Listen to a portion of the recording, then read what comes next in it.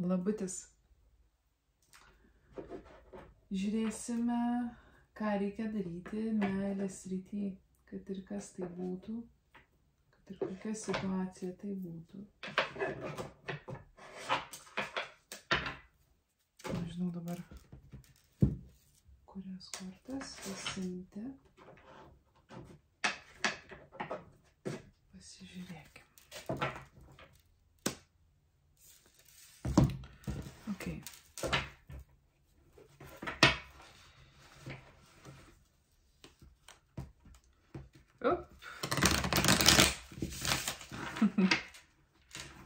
Pirštų akrobatika. Okay.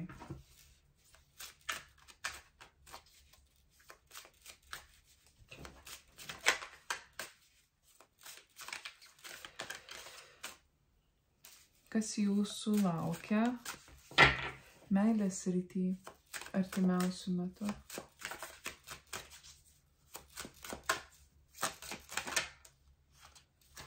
Taurių karalienė. Taurių karalienė yra meilė.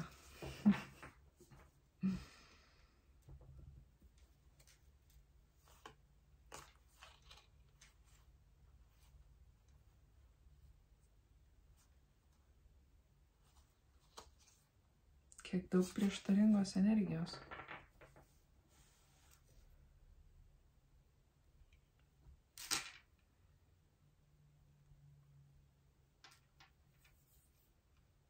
Taurių karalienė yra tai, kas laukia. Kokia yra situacija dabar?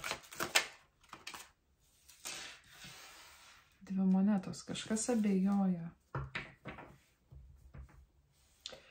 Kodėl yra balansavimas, dvejonės, abejonės? Dėl 10 taurių. Kas yra 10 taurių? 8 taurės, tai yra tai, nuo ko yra pasitraukiama.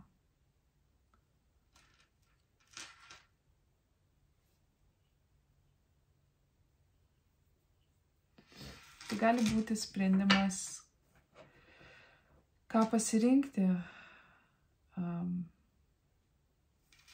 Tai, ką esu sukūręs, ar tai, kas manęs galėtų laukti. Nuo 10 taurių yra noras pasitraukti. Kodėl yra 8 taurės? Kokia priežastis to? Įsimylėjėliai. Popiežius.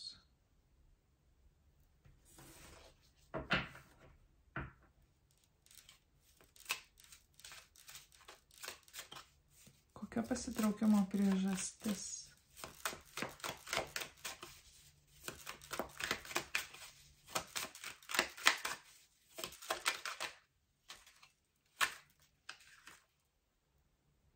Devynios monetos.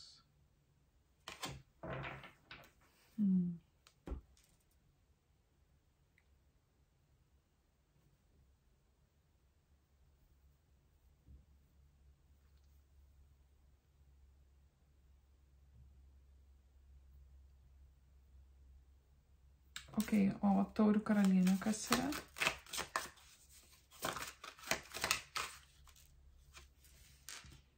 Taurių literis.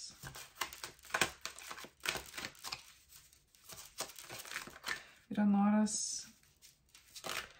išreikšti savo intencijas kvailys. Ok, kada įvyko atsitraukimas?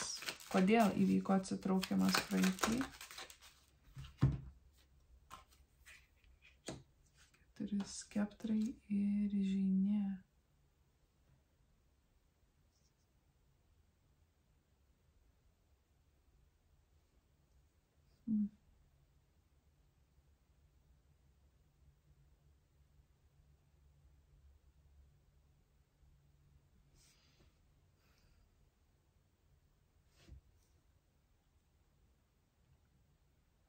Man toks jausmas, kad buvo kažkoks žmogus buvo įvertintas nelabai teisingai. galbūt nuvertintas, galbūt aplinkybės neleido pamatyti situacijos tokios, kokia ji yra, galbūt kažkokie vidiniai įsitikinimai. Bet tai labai labai stiprus ryšys. Galbūt klausimas labiau kyla, tas žmogus, nuo kurio buvo pasitraukta, ar tas žmogus vis dar atsisuks į mane. Kodėl kyla tokie klausimai, kodėl šitas žmogus abejoja. Bet matau, kad yra noras žengti tą žingsnį ir tas žingsnis bus žengtas. Kodėl žmogus abejoja? 2 taurės. Kalavijų karalius. Tai gali būti oro ženklas.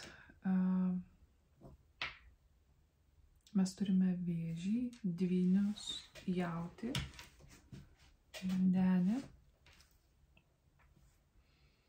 Šitas žmogus buvo pratęs labai logiškai ir racionaliai vertinti visus savo ryšius.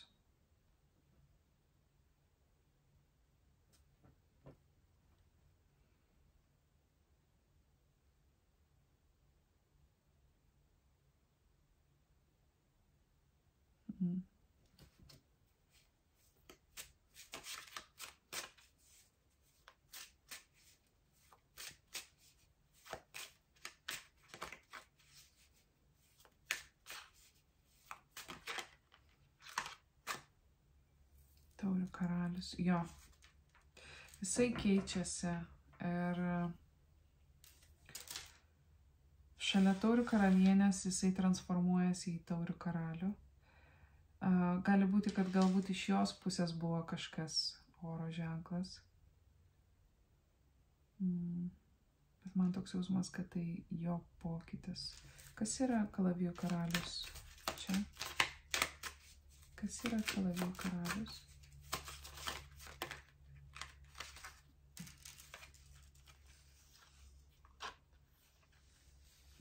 Taurių tūzas 7 kalavijai. Jo, šitas žmogus buvo įpratęs savęs slėpti savo emocinę būseną. Buvo įpratęs simuliuoti meilę, vaidinti meilę. Nes tai galbūt buvo tai, ką jisai visada ir gavo, ir jam tai buvo įprasta, kad savo meilės kupiną taurę atitraukti, atidėti ar ne. Galbūt nebuvo sutikęs dar to žmogaus, kuriam norėtųsi tai tuo dalintis, bet atrodo, kad tai keičiasi. Čia šalia taurių karalienės jisai visiškai kitoks.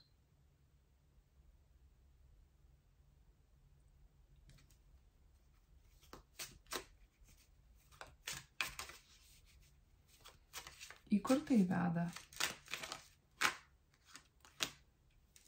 Velnias.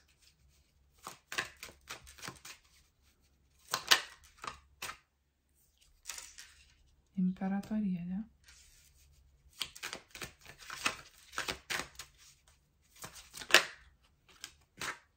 Dešimt kalavijų. Kažkas, kas pančiojo jį arba ją, bus užbaigta. Kažkas bus laisvas, išlaisvintas iš to, iš kažko, kas buvo supančioje. Ateina pabaiga tam.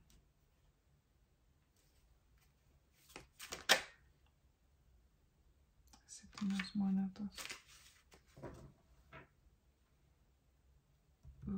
Labai didelės energijos. Klausiau artimiausių metų, bet kai kuriems iš jūsų tai yra labai dideli įvykiai. Kai kuriems iš jūsų kalba eina apie santuokos irimą, šeimos irimą.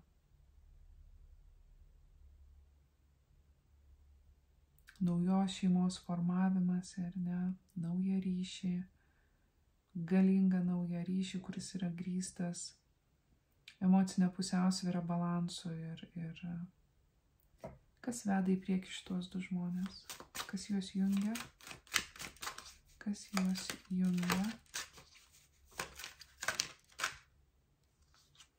Du skeptrai. Bendri planai.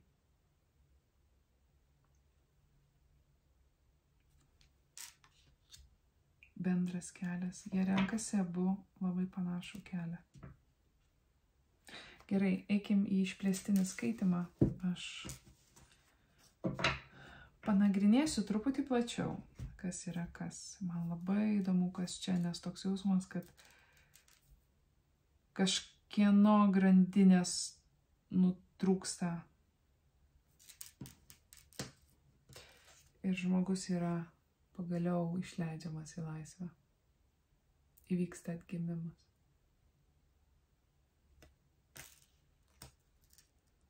Kas čia gulbė, gervė, gulbė greičiausiai.